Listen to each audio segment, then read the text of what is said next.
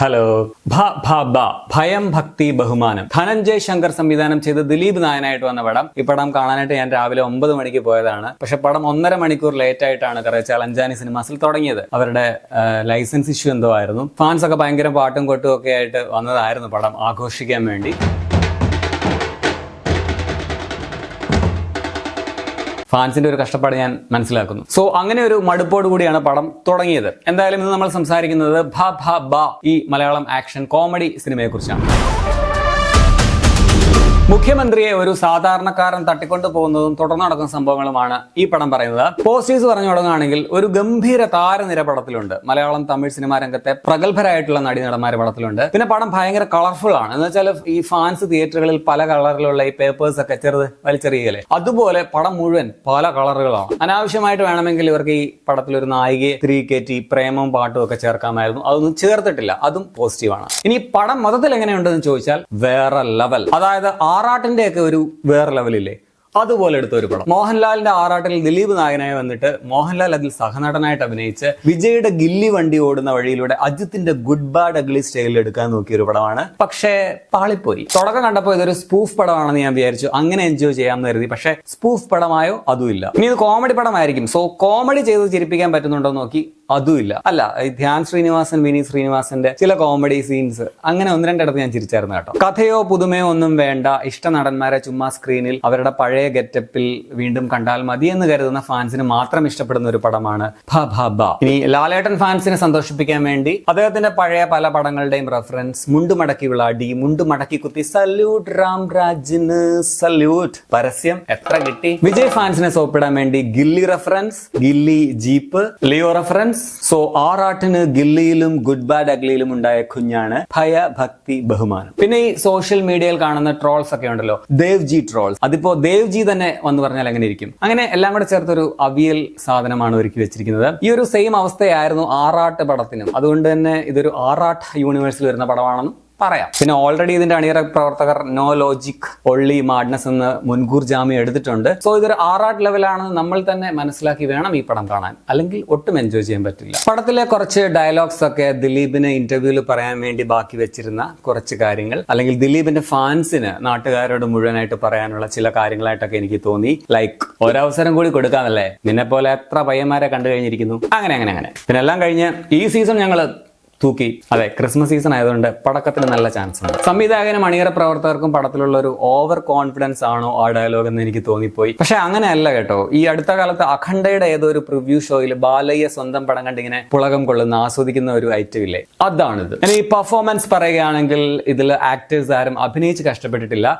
ദിലീപായിട്ട് തന്നെ അഭിനയിച്ചിട്ടുണ്ട്, മോഹൻലാലായിട്ട് തന്നെ അഭിനയിച്ചിട്ടുണ്ട്, വിനീത് ശ്രീനിവാസനും ധ്യാൻ ശ്രീനിവാസനും ചേട്ടനും അനിയനുമായിട്ട് അല്ല, അവരായിട്ട് തന്നെ അഭിനയിച്ചിട്ടുണ്ട്. പ്രത്യേകിച്ച് ധ്യാൻ ശ്രീനിവാസൻ ഇന്റർവ്യൂ സ്റ്റാർ ആയിട്ടാണ് ഈ സിനിമയിൽ അഭിനയിച്ചിരിക്കുന്നത്. വെറൈറ്റി അല്ലേ?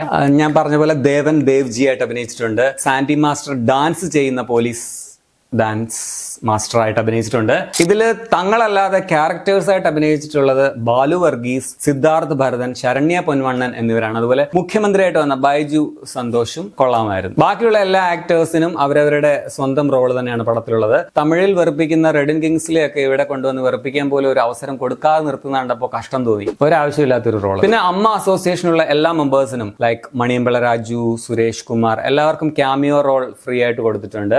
സിദ്ദിഖിന് എന്നെ പറ്റി ഡേറ്റ് ഇല്ലാതെ പോയോ? അശോകൻ, റിയാസ് ഖാൻ, നോബി, പിന്നെ ദിലീപിന്റെ ചെറുപ്പകാലം അഭിനയിച്ചത് ആരാ?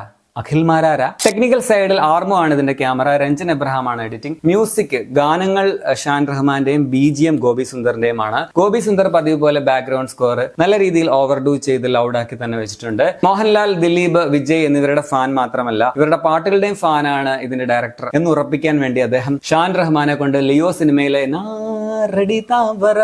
ആ പാട്ട് അതിങ്ങനെ മറിച്ചിട്ട് ഈ മിറർ വ്യൂ എന്നതുപോലെ അഴിഞ്ഞാട്ടം എന്നൊരു അലമ്പ് പാട്ടും കൂടി ഒരുക്കി വെച്ചിട്ടുണ്ട്. സീനും ഡിറ്റോ തന്നെ. അതിന്റെ വരികളൊക്കെ വയലാർ എഴുതുമോ ട്രോൾ ലെവൽ ഐറ്റമാണ്. അമ്മാതിരി ക്രിഞ്ചാണ്. എന്തായിരുന്നു ഇത്? വിനായ് ശശികുമാറാണ് പാട്ട് എഴുതിയിരിക്കുന്നത്. ചിത്ര ചേച്ചിയുടെ ഒരു പാട്ടും കൂടി പടത്തിലുണ്ട്. ഷഹീം സഫറും നൂറിൻ ഷെരീഫും കൂടിയാണ് തിരക്കഥ സംഭാഷണം എഴുതിയിരിക്കുന്നത്. നൂറിൻ ഷെരീഫ് പുള്ളിക്കാരുടെ ആശാന്റെ സ്കൂളിൽ നിന്നും പഠിച്ച എല്ലാ ക്രിഞ്ച് ഐറ്റംസും കൃത്യമായിട്ട് തന്നെ തിരക്കഥയിൽ ബ്ലെൻഡ് ചെയ്തിട്ടുണ്ട്. നല്ല കാര്യം. With more colours.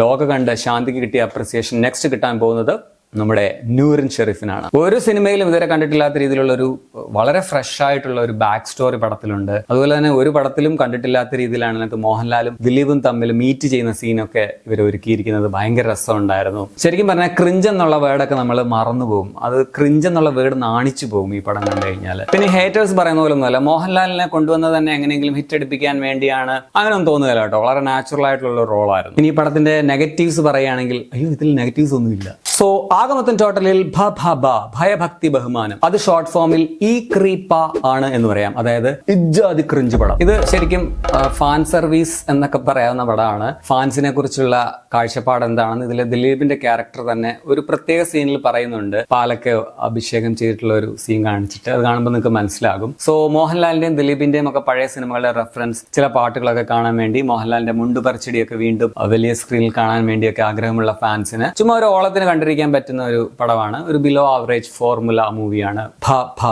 ഭയഭക്തി ബഹുമാനം. ഈ പേര് തന്നെ പറയാൻ ഭയങ്കര പാടാണ്. ദിലീപ് സാധാരണ ഭുവനചന്ദ്രൻ എന്നാ പറയുന്നത്. അപ്പോൾ അദ്ദേഹം എങ്ങനെയാണ് ഈ പടത്തിന്റെ പേര് പറയുക? പടം തിയേറ്ററുകളിൽ നിങ്ങൾക്ക് കാണാൻ പറ്റും. 2 മണിക്കൂർ 33 മിനിറ്റാണ് സിനിമയുടെ റൺ ടൈം. 18+ ഒന്നുമല്ല.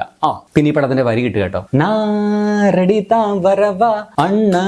കഥ പിള്ളേർ സൊല്ലവാ അലുകുലുത്ത് തട്ടിക്കുട്ട് സ്ക്രിപ്റ്റ് ബൈ നൂറിൻ, അത് കണ്ട് ക്ലാപ്പ് ചെയ്യാൻ വെളിവില്ല ഫാൻ.